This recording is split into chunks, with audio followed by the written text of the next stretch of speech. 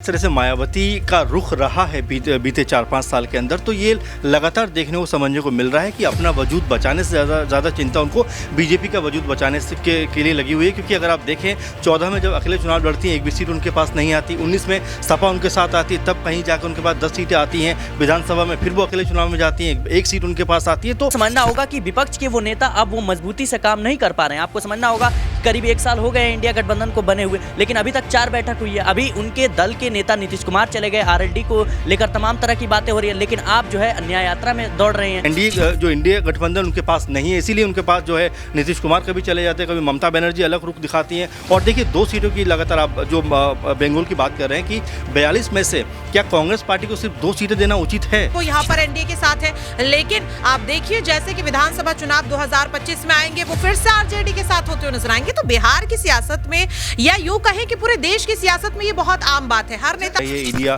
के जितने भी गठबंधन है, क्योंकि आप देखें कि बारी बारी से सबके रुख जो है वो अलग होते हुए दिखाई पड़ रहे हैं। आपने देखा ममता बनर्जी के रुख अलग हो जाते हैं, इसके अलावा जो अरविंद केजरीवाल है उनका रुख एकदम से अलग हो जाता है, नीतीश कुमार तो बिल्कुल ही अलग हो जाते हैं। अब अगर नेक्स्ट 9 न्यूज़ में आपका बहुत बहुत स्वागत है। मैं हूं आपके साथ अबरारुल हक रहमान। मेरा खास प्रोग्राम मुद्दा आज का में चर्चा करेंगे हम बिहार में हुई उस राजनीतिक घटना के बाद अब इंडिया गठबंधन का कदम क्या होगा। क्या 2024 के चुनाव को लेकर के मायावती एक विकल्प के तौर पर इंडिया गठबंधन के साथ जुड़ सकती है, और क्या इस पूरे मामले में अखिलेश यादव की भूमिका बड़ी हो सकती है, चूँकि उत्तर प्रदेश में अखिलेश यादव को ही ये तय करना है कि सीटों के तौर पर वो किस तरीके से गठबंधन करेंगे। चूँकि नाम को लेकर, बैठक को लेकर के चीज़ें हो जाती है, लेकिन जब सीट शेयरिंग का मामला फंसता है तो गठबंधन टूट जाता है। और यही चीज़ हमने बिहार में देखी और पंजाब में भी देखी, पश्चिम बंगाल में भी देखा। इन्हीं तमाम बातों पर विस्तार से चर्चा करेंगे।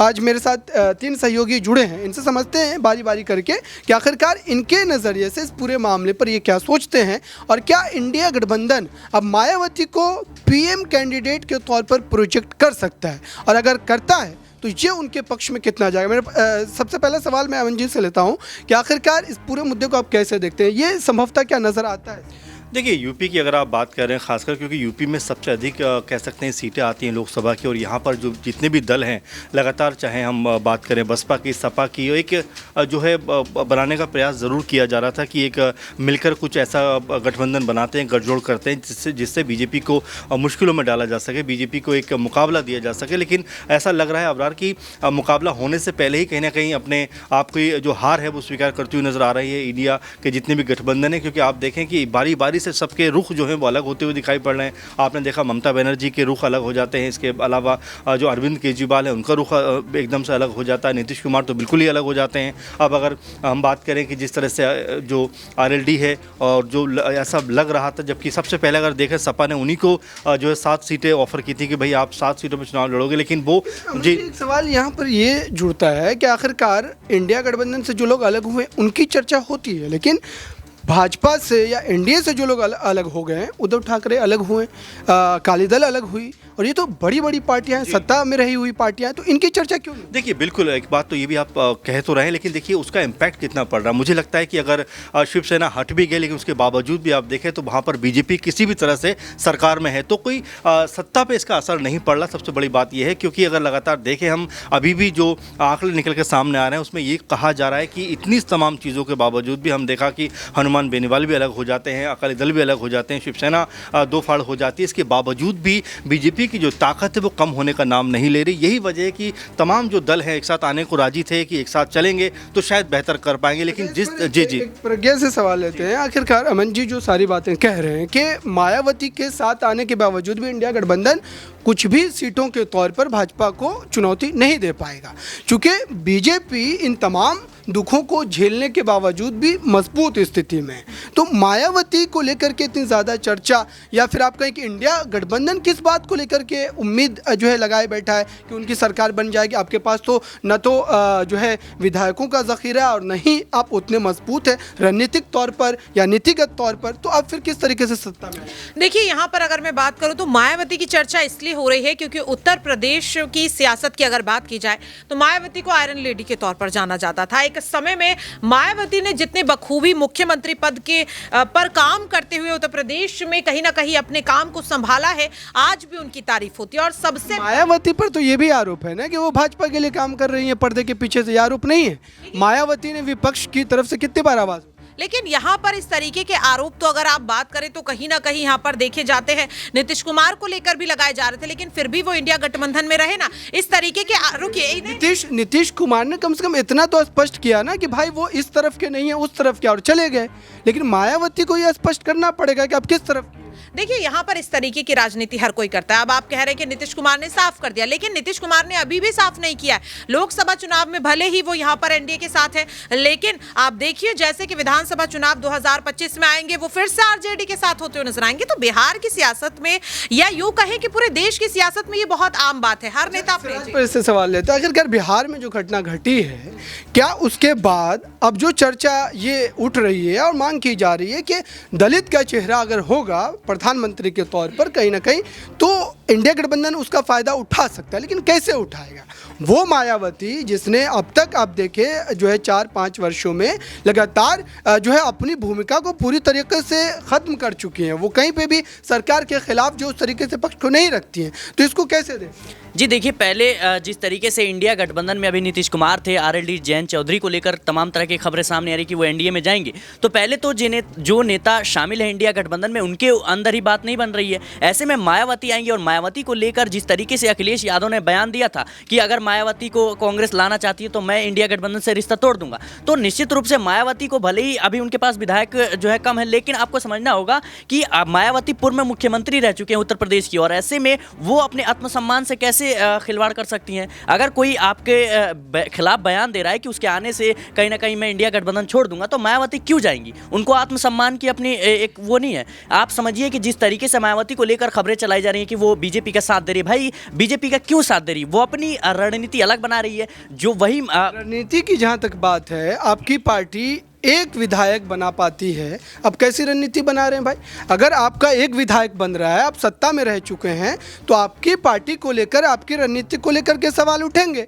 और जाहिर सी बात है कि इस समय उत्तर प्रदेश का जो राजनीतिक समीकरण है, क्या ये इस बात की इजाज़त देता है कि मायावती अपने बलबूते पर 400 से ज़्यादा सीटों पर जो है, माफ़ कीजिएगा 80 सीटों पर जो है लोकसभा की जो सीटें हैं उस पर चुनाव अकेले लड़ जाए? कैसे जीतिएगा? देखिए, हर जो जंग होता है उसमें जीतने के लिए नहीं लड़ी जाती। पहली बात तो ये कि हारने के लिए मायावती, अभी जो मायावती है वो अपने वजूद को बचाने के लिए लड़ाई लड़ रही है, क्योंकि वो एक इस पर सवाल है, ये वजूद की बात कर रहे हैं, तो जो पार्टी अपने वजूद की लड़ाई लड़ रही है वो सत्ता में आने की बात कैसे कर रही है? जाहिर बात है। और देखिए, कहा भी जाता है कि जिस तरह से मायावती का रुख रहा है बीते 4-5 साल के अंदर, तो ये लगातार देखने को समझने को मिल रहा है कि अपना वजूद बचाने से ज़्यादा चिंता उनको बीजेपी का वजूद बचाने से के लिए लगी हुई है। क्योंकि अगर आप देखें 14 में जब अकेले चुनाव लड़ती हैं, एक भी सीट उनके पास नहीं आती, 19 में सपा उनके साथ आती है, तब कहीं जाकर उनके पास 10 सीटें आती हैं विधानसभा में, फिर वो अकेले चुनाव में जाती हैं, एक सीट उनके पास आती है। तो जिस तरह का बीएसपी उन्होंने बना दी, क्योंकि अगर 2007 में देखें तो यही बीएसपी थी जो पूरी मेजोरिटी के साथ में सरकार में थी,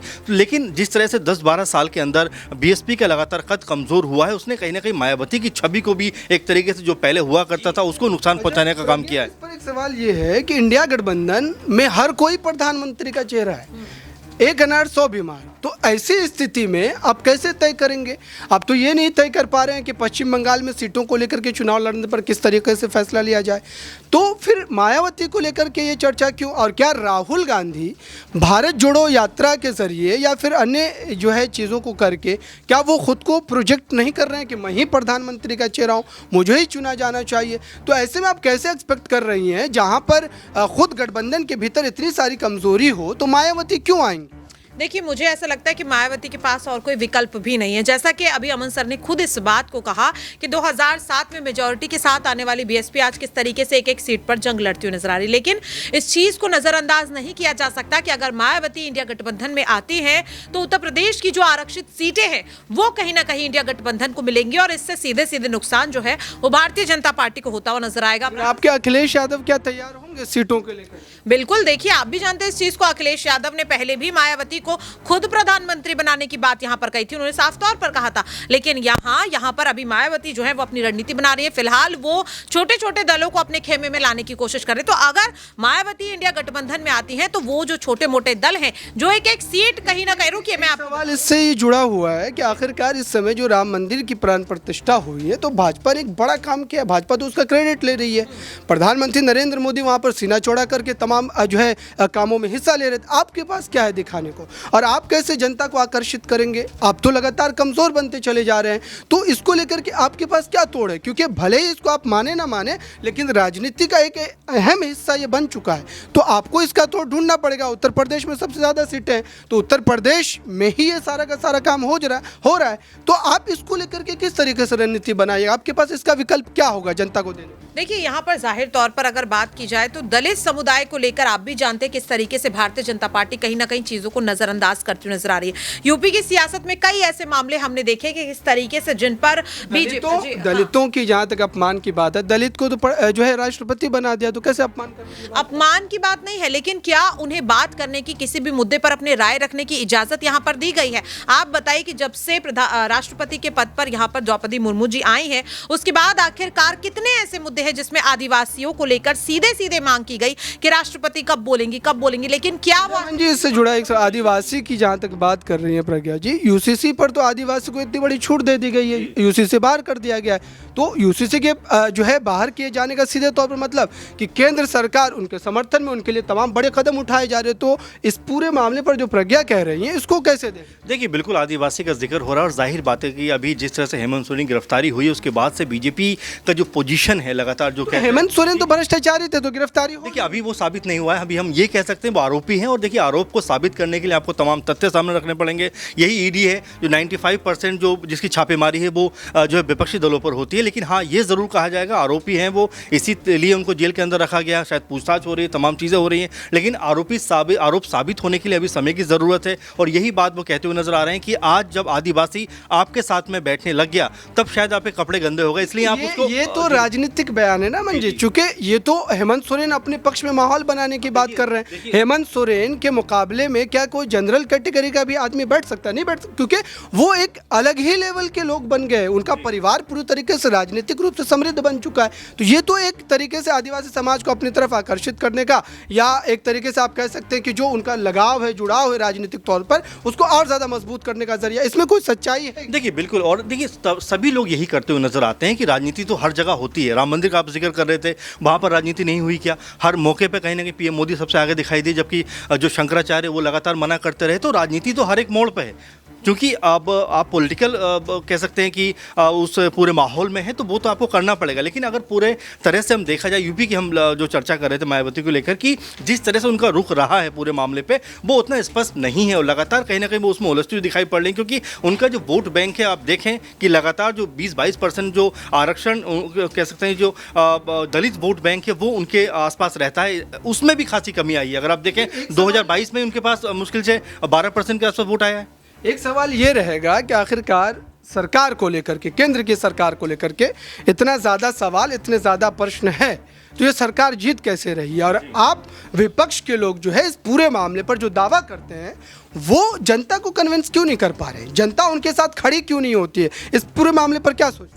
जी देखिए, अभी जो बीजेपी जीत रही है, लगातार ये दावे कर रही है कि मेरे कल ही प्रधानमंत्री ने बोला था कि 370 से ज़्यादा सीटें आएंगी, बीजेपी जीतेंगी। तो मेरा बीजेपी से सवाल है कि अगर 300-400 आप सीट ला रहे हैं तो फिर आपको छोटे दलों की सहायता की ज़रूरत क्यों पड़ रही है? और सबसे बड़ी बात आपने पूछा कि विपक्ष में नेता क्यों नहीं जो है जीत पा रही है, विपक्ष में पार्टियाँ क्यों नहीं जीत पा रही। तो आपको समझना होगा कि विपक्ष के वो नेता अब वो मजबूती से काम नहीं कर पा रहे हैं। आपको समझना होगा कि करीब 1 साल हो गए इंडिया गठबंधन को बने हुए, लेकिन अभी तक 4 बैठक हुई है। अभी उनके दल के नेता नीतीश कुमार चले गए, RLD को लेकर तमाम तरह की बातें हो रही है, लेकिन आप जो है न्याय यात्रा में दौड़ रहे हैं। तो कहीं ना कहीं आप किस तरीके से रणनीति बनाते हैं? अगर आप किसी गठबंधन या दल के साथ हैं तो आपको निश्चित रूप से उन पर बात करनी चाहिए, मुद्दों को। अभी राहुल गांधी के पास एक बड़ा मुद्दा था TMC से बात करना, लेकिन वो न्याय यात्रा में अपनी बिजी हैं। अच्छा प्रज्ञा, राहुल गांधी को लेकर के ये भी बात कही जाती है कि वो घमंडी हैं, सीटों को लेकर के बात नहीं करते हैं, किसी भी जो है अपने संगठन के लोगों को उतनी ज़्यादा तवज्जो नहीं देते हैं। मात्र खुद को आगे प्रस्तुत करते हैं।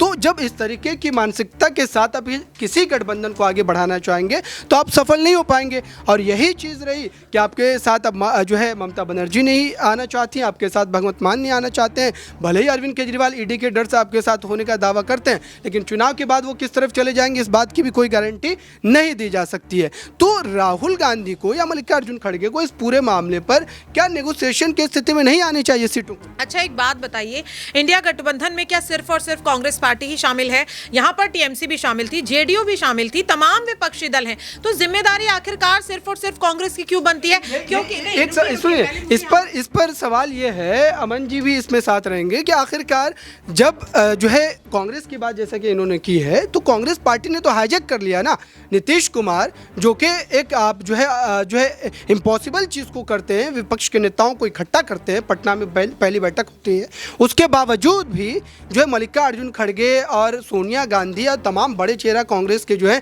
वो आगे फ्रंट फुट पर बैठते हैं और नीतीश कुमार को पीछे कर दिया जाता है। इसी वजह से तो नीतीश कुमार ने बाय बाय कर दिया। तो बिल्कुल देखिए, जाहिर तौर पर नीतीश कुमार भी कहीं ना कहीं अपने निजी फायदे के लिए ही आए थे, ममता बनर्जी भी अपने निजी फायदे के लिए आई थी। तो कहीं ना कहीं मुझे ये लगता है कि इंडिया गठबंधन में शामिल हर दल को इस चीज को समझने की जरूरत है कि निजी फायदे से हटकर आपको इस गठबंधन को मजबूत करने की जरूरत है। अगर आप वाकई में आपका संकल्प है कि लोकसभा चुनाव में आप बीजेपी को सत्ता से बाहर कर सके। लेकिन यहाँ पर अखिलेश यादव जो है वो यहाँ पर कॉम्प्रोमाइज करना नहीं चाहते हैं, ममता बनर्जी कॉम्प्रोमाइज करना नहीं चाहते हैं, नीतीश कुमार कॉम्प्रोमाइज नहीं करना चाहते, तो अकेली कांग्रेस क्या करेगी? कॉम्प्रोमाइज का मतलब क्या कि पश्चिम बंगाल में कांग्रेस पार्टी को जो 20 सीटें मिल जाए?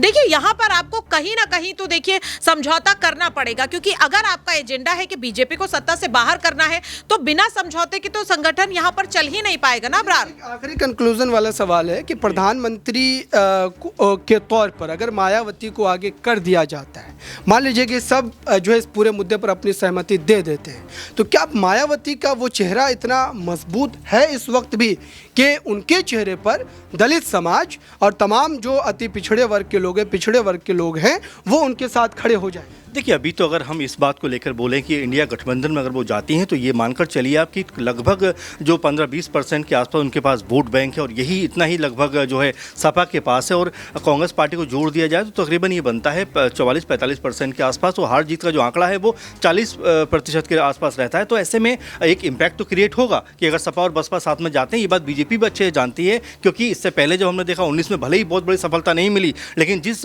पार्टी को 2014 में एक भी सीट ना मिली हो, 2019 में उसको 10 सीटें मिल जाती है। इसका मतलब यह है कि अगर दोनों साथ मिलकर लड़ते हैं तो एक इम्पैक्ट ज़रूर क्रिएट होता है। लेकिन जिस तरह से मायावती कंफ्यूज है कि मैं अकेले दम पर लेकर आऊँगी, मैं ऐसा करूँगी, मेरे ख्याल में वो उनके लिए भी ठीक नहीं है। उनको सोचना चाहिए कि अकेले दम पर चुनाव लड़के 2022 में आखिर उन्होंने क्या हासिल किया, ये उनको अब समझने की ज़रूरत है। क्योंकि यहाँ पर अगर एक साथ लड़ेंगे तभी शायद उनका मुकाबला कर पाएंगे। क्योंकि अगर आप देखें बीजेपी को, उनके साथ भी 38 दल हैं अबरार जी, और अब 38 दलों का मतलब ये है कि इतनी पार्टी को मैनेज करना मेरे ख्याल से ये बीजेपी से बेहतर कला एनडीए जो इंडिया गठबंधन उनके पास नहीं है। इसीलिए उनके पास जो है नीतीश कुमार कभी चले जाते हैं, कभी ममता बनर्जी अलग रुख दिखाती हैं। और देखिए 2 सीटों की लगातार आप जो बंगाल की बात कर रहे हैं कि 42 में से क्या कांग्रेस पार्टी को सिर्फ 2 सीटें देना उचित है?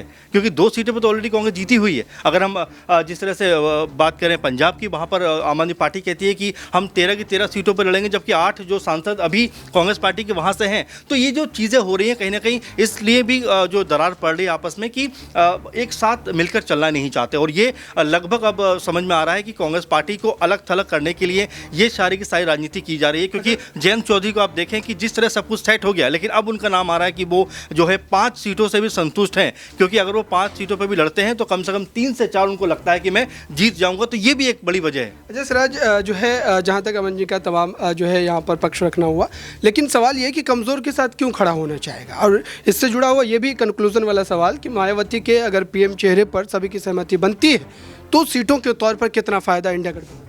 जी निश्चित रूप से मिलेगा, क्योंकि मायावती को भले ही कह सकते हैं अभी वो जीती नहीं है, लेकिन आपको समझना होगा कि अभी भी उत्तर प्रदेश के अंदर जो है मायावती सबसे बड़ा दलित चेहरा है। भले ही अखिलेश यादव पीडीए का नारा देते हैं, पिछड़ा दलित अल्पसंख्यक, लेकिन वो कितने कायम रहे हैं? अखिलेश यादव तो वो नेता है जो ट्वीट के माध्यम से राजनीति करते हैं और साइकिल यात्रा निकालते हैं। अरे भाई, जब चुनाव आता है, जब तुम सक्रिय हो जाते हो, लेकिन जमीनी स्तर पर जब तुम्हारी हार होती है वहीं से आपको काम करना शुरू करना चाहिए। जब चुनाव आता है तो आप गठबंधन बनाना शुरू करते हो, आप काम जनता के बीच जाते चाहते हो, इससे कुछ नहीं होने वाला। और मायावती जो है अब इस बात को निश्चित रूप से समझती है कि इंडिया गठबंधन में पहले से ही उनके लिए तमाम तरह की बयान सामने आ रहे हैं। जिस तरीके से कमलनाथ ने बयान दिया था खुद अखिलेश यादव को लेकर कि कौन है अखिलेश वकीलेश, तो क्या जिस तरीके से बयान दिए जा रहे हैं तो मायावती अपने साख को नहीं बचाएंगी। मायावती क्यों जाएगी उनके साथ, जो नेता आपस में गठबंधन करके भी, अब ये कैसा गठबंधन है कि टीएमसी एक भी सीट नहीं दे रही है, आम आदमी पार्टी भी कांग्रेस को आंख दिखा रही है, ये तमाम तरह की बातें हैं। कांग्रेस का लगातार जो है पक्ष रख रही है, उनका समर्थन कर रही है, इंडिया गठबंधन को लेकर के अपनी बातों को रख रही है। आपके पास धारा 370 राम मंदिर को लेकर के जनता को देने के लिए क्या है? आप किन बातों पर चुनाव करवाना चाहेंगे? क्या महिला सुरक्षा, स्वास्थ्य व्यवस्था, बेरोजगारी जैसे मुद्दों पर आप जनता को एक मत कर सकते हैं? और क्या वाकई मायावती को लेकर के जो सारा पक्ष आपने रखा उस पर आपके जो गठबंधन के दल हैं उनकी भी सहमति देखने को? जी बिल्कुल, मुझे बिल्कुल यहाँ पर लगता है, क्योंकि जिस तरीके से कांग्रेस ही नहीं, यहाँ पर तमाम विपक्षी दल जो हैं वो ओबीसी की जनगणना को लेकर के बार बार मुद्दा उठाते हुए नजर आ रहे हैं, बेरोजगारी का मुद्दा उठाते हुए नजर आ रहे हैं, जिस तरीके से आदिवासी समाज को लगातार दबाने की कोशिश की जा रही है, इन तमाम मुद्दों को उठाते हुए नजर आ रहे हैं। और जैसा कि अभी शिराज ने भी कहा कि मायावती उत्तर प्रदेश में दलित का सबसे बड़ा चेहरा देखी जाती है, और अगर मायावती को यहाँ पर प्रधानमंत्री चेहरा है लेकिन वोट है क्या आपके पास, सीटें हैं? नहीं, आप पहले मेरी पूरी बात सुनिए, क्योंकि राष्ट्रपति चुनाव में आखिरकार क्यों द्रौपदी मुर्मू जी को आगे किया गया, कहीं ना कहीं आदिवासी कार्ड खेलते हुए बीजेपी भी नजर आई है। और अगर ये फैसला विपक्ष लेता है यहाँ पर लोकसभा चुनाव को लेकर, तो मुझे लगता है कि बिल्कुल यहाँ पर इंडिया गठबंधन जो है वो और ज्यादा मजबूत होगा और कहीं ना कहीं वोट बैंक भी बढ़ता हुआ नजर आएगा। तो दर्शकों, आप देख रहे थे 2024 चुनाव को लेकर के इंडिया गठबंधन की उन तमाम रणनीतियों को लेकर के आखिरकार अब नीतीश कुमार के जाने के बाद जो खालीपन इंडिया गठबंधन में नजर आता है, अब सबको एकत्रित कौन करेगा? क्योंकि नीतीश कुमार सबको एक साथ मिलाए हुए थे, अब खुद ही वो पाला बदल लिए हैं। तो क्या अब राहुल गांधी, मल्लिकार्जुन खड़गे, शरद पवार की पार्टी में तो खुद ही बड़ी टूट हो चुकी है, उनकी पार्टी का सिंबल तक आज जो है उनसे छिन चुका है। तो ऐसे में सभी अपनी अपनी लड़ाई लड़ रहे हैं। तो ऐसे में 2024 की लड़ाई में प्रधानमंत्री के खिलाफ भाजपा के खिलाफ कौन लड़ेगा, और सीटों के तौर पर क्या पीएम मोदी के खिलाफ मायावती को आगे किया जाता है तो जनता उनके साथ खड़ी होगी? ये एक बड़ा सवाल है। तमाम सहयोगियों की अपनी अपनी राय थी। अब आप अपनी राय बताइए कमेंट बॉक्स में कि आखिरकार 2024 के चुनाव को लेकर के आप क्या सोचते हैं, और इंडिया गठबंधन क्या वाकई प्रधानमंत्री के चेहरे के सामने, भाजपा की उन रणनीतियों के सामने टिक पाएगा, और क्या इतनी मजबूती के साथ वो मुद्दों को लेकर जो है इस बार के चुनाव में जो है अपनी रणनीति के साथ काम करता दिखाई देगा? फिलहाल इस खास रिपोर्ट में बस इतना ही। जुड़े रहें बड़ी खबरों के लिए नेक्स्ट 9 न्यूज़।